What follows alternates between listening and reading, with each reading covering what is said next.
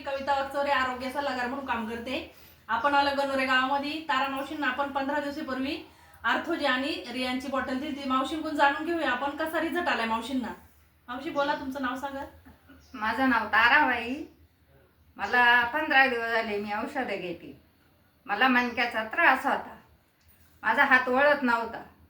तर मी 15 दिवसापूर्वी औषधं सुरू केल्यापासून मला आता बऱ्यापैकी फरक पडला.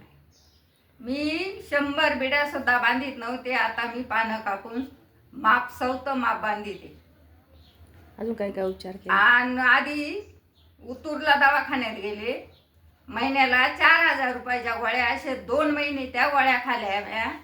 आणि संगमनेरला गेले, तिथं मला हा पट्टा दिला. हा पट्टा मी आता फेकून दिला. त्या पट्ट्याने माझा जमाना, आता मला कुठलाही त्रास होत नाही.